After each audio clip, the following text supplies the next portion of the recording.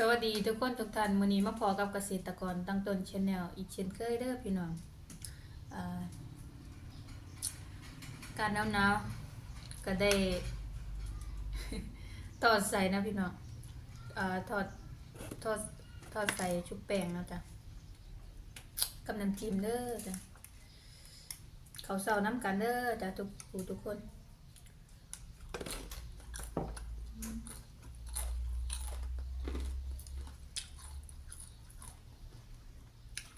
ผักก็มีสำเนียงจ้ะ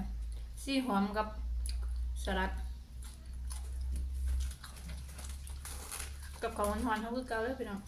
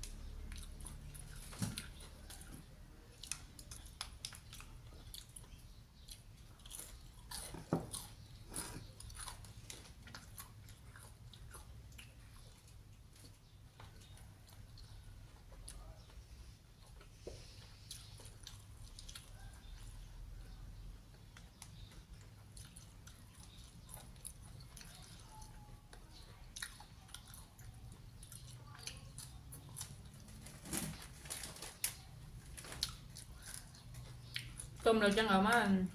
ทอดนะพี่น้อง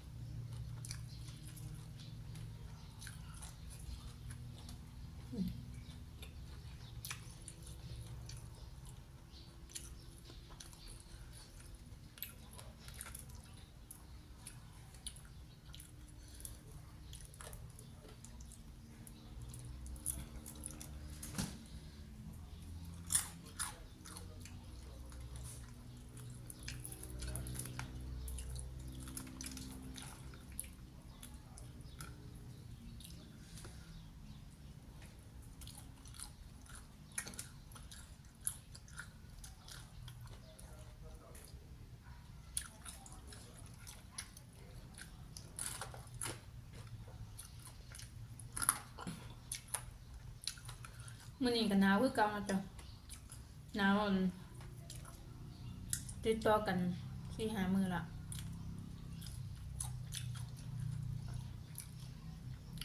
อุณหภูมินี่ลดเร็วนะจ๊ะ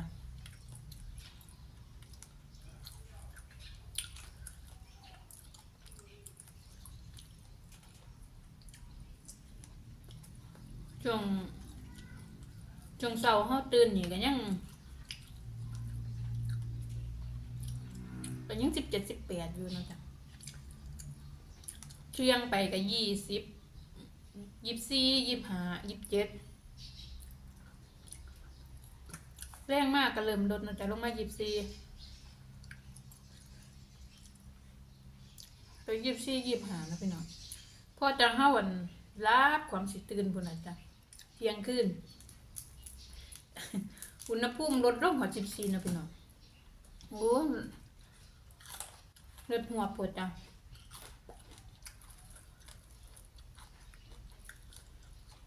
ตอนนอนมันเลยเปิดพัดลมเปิดแอร์อยู่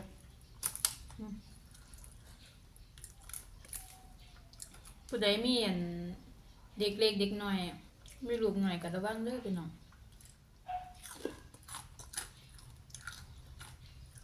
อาจบ่สบายนะจ๊ะ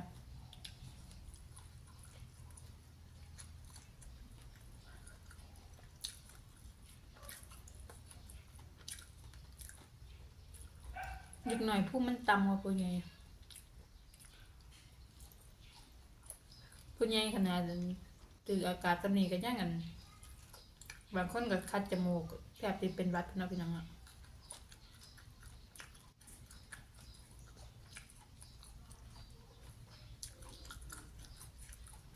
เราเบิ่งสภาพอากาศอาทิตย์น้ำอาทิตย์นี้แม่นหมดจันเย็น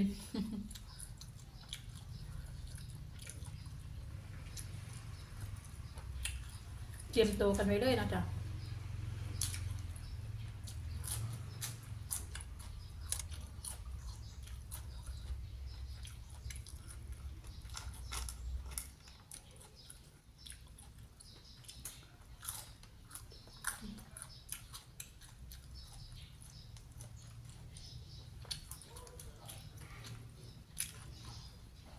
วันนี้เพิ่นว่าจะรัดคอร์สนะพี่น้อง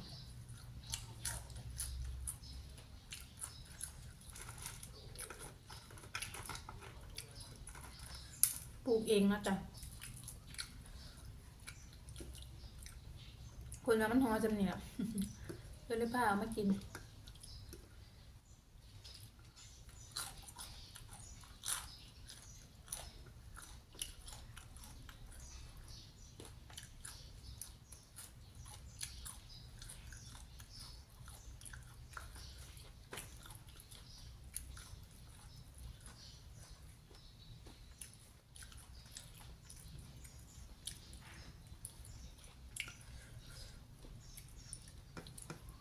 เครื่องนินนะอ้อยกันระวังรถอ้อยเด้อพี่น้องถึงเพิ่นจะบ่ใส่สูงแต่กับแล่นเร็วคือเก่านะจ๊ะ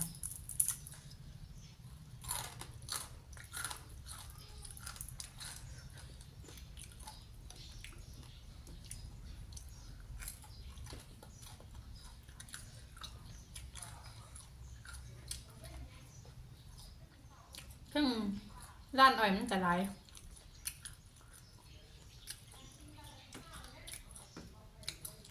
ร้านอ้อยก็เพิ่มขึ้นทุกปีนะจ๊ะเดี๋ยวแต่ผู้ใดมักโรงงานใดนะจ๊ะใส่ได้เลย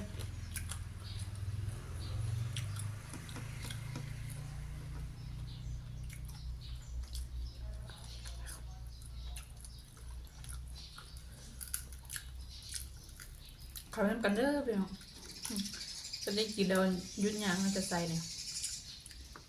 กับแกม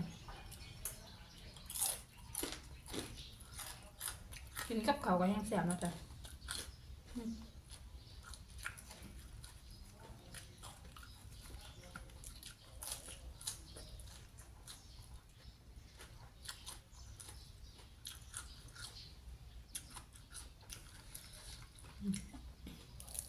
ทอดกรอบ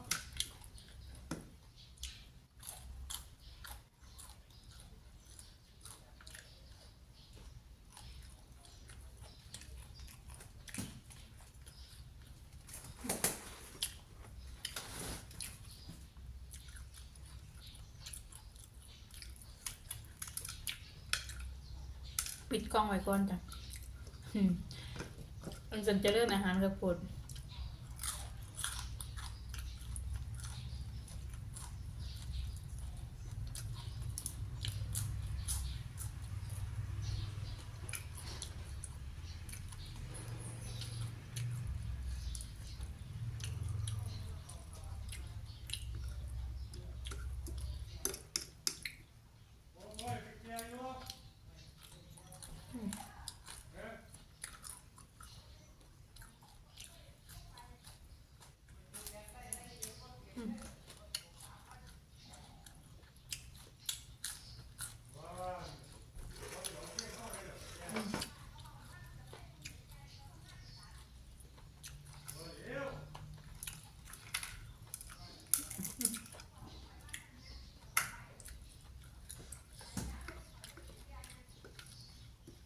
สุดท้ายเด้อพี่น้อง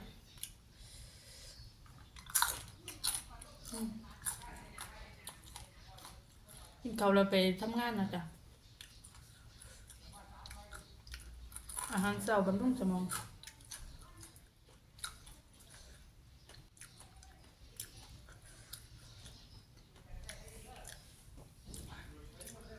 ยังไงก็ขอบคุณทุกคนทุกท่านเด้อจากที่เขามารับชมจนจบคลิปนะพี่น้องก็อย่าลืมกดไลค์กดแชร์กดติดตามเป็นกำลังใจให้เกษตรตั้งตนในการทำคลิปในเด้อพี่น้อง